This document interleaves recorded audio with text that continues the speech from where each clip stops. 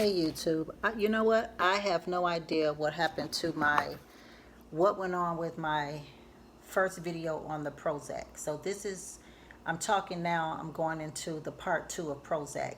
And what I wanted to say is what I was trying to say before my other device here cut me off is that we have to just make sure that we talk to our kids about about things that's going on in their lives. And a lot of times, we see children and they're doing things in school and they have harmed other children in school. Sometimes a lot of that comes straight from the household. Our children are a product of their environment. We all are a product of our environment. We all are. There's no way possible that we cannot be. And I was talking in the first video about some of the antidepressants, how we cannot, we have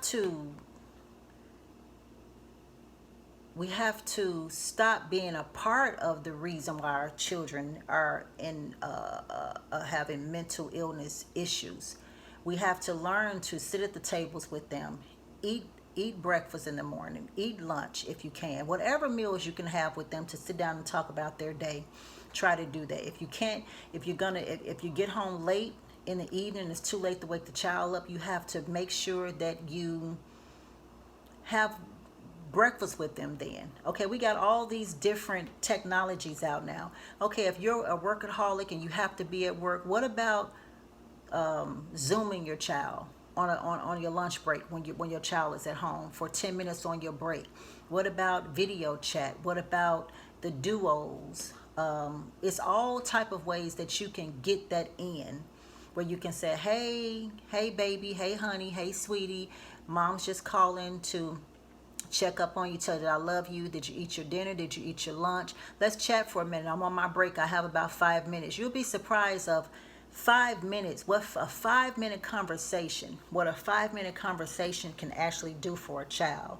You'll be surprised that when you spend time, quality time, when you're texting and talking to your child, if you can't, do anything else but text on your lunch break, you'll be surprised that when you come in at midnight from work, if you're working those type of hours, when you shake your child a little bit and you wake him up or wake her up, and they wake up and say, hey mom, what's wrong? You say, I just want to give you a kiss and tell you that I love you. Okay, go back to sleep. Mom's going to take a shower now. I'm getting into bed myself. You'll be surprised at what that do to a kid. And we have to stop slapping on our kids and stop hitting them, because as I stated in my first video, I hear a lot of people nowadays talking about men beating on women and women beating on men. It's vice versa now. And we don't like it when someone slaps the shit out of us. We don't like it. We don't like when someone scream at us because, if you're a wife and you didn't do the laundry and your husband screams at you and curses you out. How does that make you feel as an adult? So just imagine when your child doesn't do his laundry or her laundry, when they don't take out the garbage, when they don't do this and they don't do that. How do you think that makes them feel? And then when you slap them and hit them, how do you think that makes them feel? So we have to learn to treat our children how we want our men to treat us, how we want our wives to treat us. So if it's good for you and if it's good for me, and it's good for women not to be abused, then why the hell are some of us abusing our children mentally and physically? And then as soon as that happens, we want to run them to the doctor and get, once again, what this video is about, an antidepressant, Prozac, or any of the other ones that's causing horrific side effects. So now once the child takes that, you have a bigger issue than you think you had, when all you had to do was just love on him or love on her. And we also have to understand, without discipline, that also can cause depressing states in a child's mind. Because listen, if you never discipline your child, just look at this. If you never discipline your child, and then when the child turns 17, now you want to discipline, that can send any child in a state of shock. Now the child is depressed because the child doesn't understand that. So now what you wanted, now what a lot of parents are doing, they, they cuckoo kiki with the babies and all of these things and no discipline. And when the child gets 17, now you want to beat the hell out of the kid. So of course the child is like, hold, what did I miss? What's going on? You have to start disciplining a child at when a child lays on your chest in that hospital room and starts sucking the milk from your breast. We have to discipline at that point right there. At that moment, discipline starts. But we are so quick to shove kids into the rooms. Go play your game. Go play your game. Go play outside. Go play outside. Oh, take your phone. Do this. Go watch Netflix. Go do this. We have four to five televisions in this house. And when I tell you they are hardly never on, my son watches one show. And it's some show I forget that makes him laugh a lot. And that's the only show that he really watches. Me, if it's nothing that's pertaining to learning something or teaching something or teaching a class or talking about what I talk about now, I love HGTV. Something like that, organizing your home, keeping your home clean. But just to shove our children in the bedrooms. And I often think about this because I'm saying this because a lot of women always have issues. I don't know why my son is acting like that. I don't, maybe because you're shoving him or her in the bedroom. Maybe because you're ignoring them. But us women, sometimes we are so quick to say, my husband don't spend any time with me. He pays me no attention. He doesn't go out to dinner with me. He doesn't tell me I look nice. He slaps me around. Okay, but you're doing the same thing to your kids, some of us. You're not telling your sons and daughters they look nice. You're not sitting down eating dinner with them. You're not paying any attention to them. You're not helping them with anything. You're slapping them around. Then they go into a state of mental illness. So what I'm saying to you guys tonight is a lot of times mental illness comes from the environment. And a lot of us women, a lot of us parents will not admit to that. A lot of us parents, you know what I heard them say? I don't know what's wrong with him. I gave him a good life. I did this, I did that, and he just want to be stupid. No, that could be the problem right there. When you start name calling, when you start calling a child out of his name, when you start belittling a child, when you start making a child think he's nothing but garbage, when he can't do anything but sit in his room, watch TV all day and play his game. Me, myself, I can say that I'm guilty of that with my daughter when she was younger. I used to allow her to stay in her room all the time, this and that. She want to stay in her room on her phone. She want to do this. My children are 19 years apart. So my daughter's 35. My son is 16. Yeah, he just turned 16. And my son has autism. But he doesn't like me to say that because he's 95% free of that.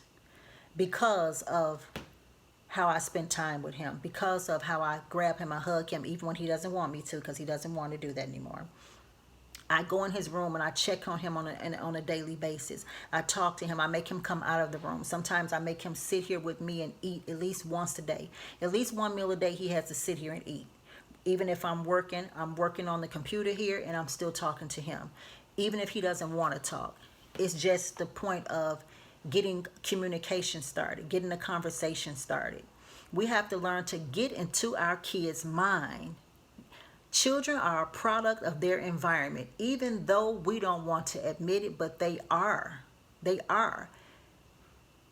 If your child or my kid is living with me all of their lives and then they get in their 20s and they move out and they are just not doing anything, a lot of times, not all the time, but, and I won't say all the time, but some of the times, it comes from what the child has been taught inside the home, what's going on in the home. Now, we don't get no pamphlet on parenting, okay? Nobody has a pamphlet on parenting.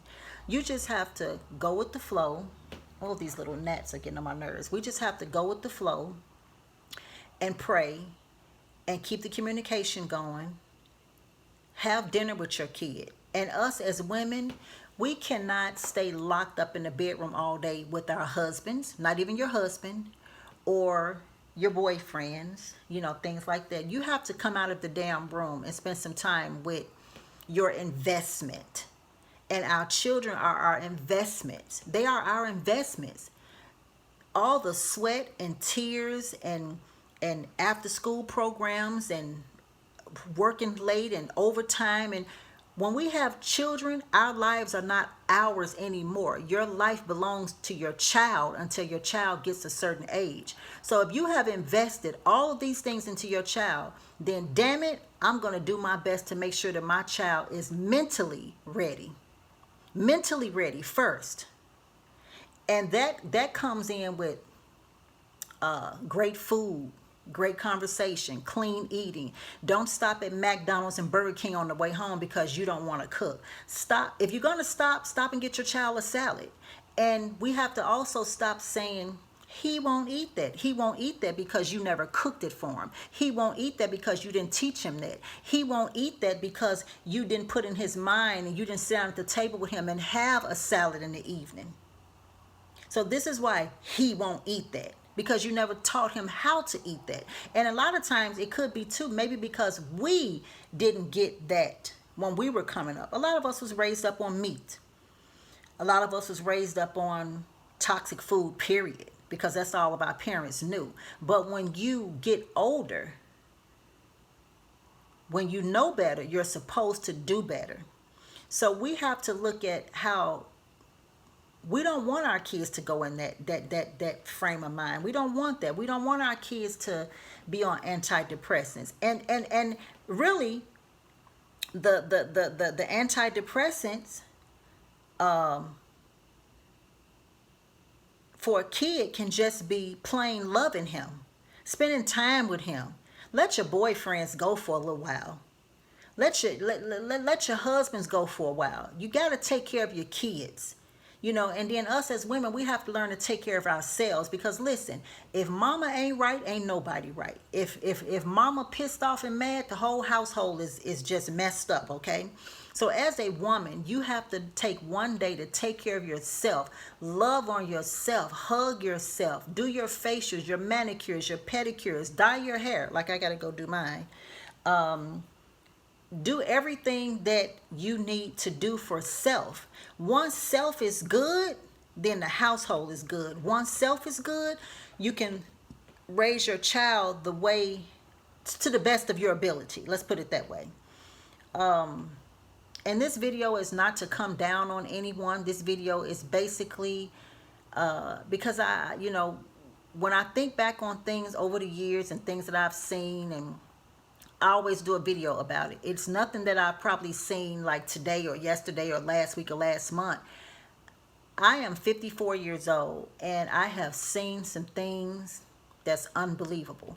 I teach my classes off that. I teach what I know off life experience. Even with, how my body works. Like, I'm not on any medication. I'm never sick.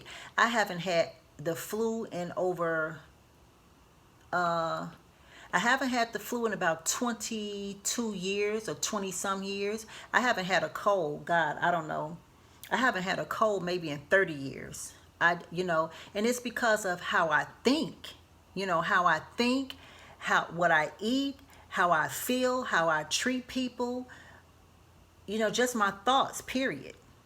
Your thoughts have a big decision on how your body is going to react to sickness. Okay, so I just want to come on tonight and just say a few things. And like I said, this is the second video, and I think the first video is downloading now.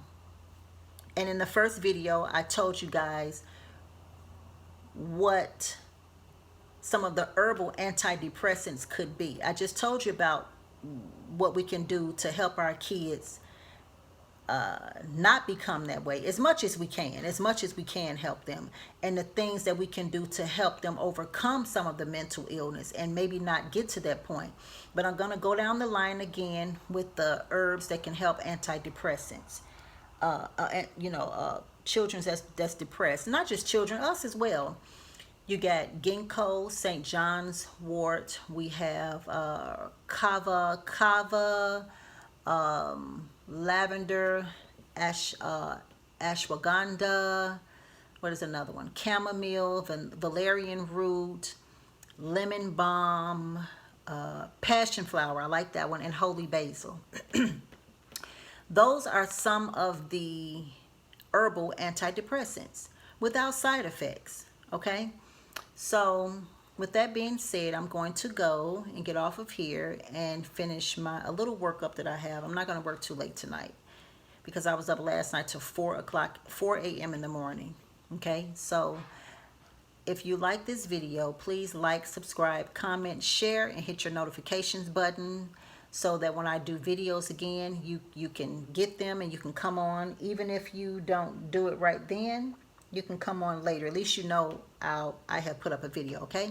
So I will talk to you guys later. Have a great night. Peace and blessings.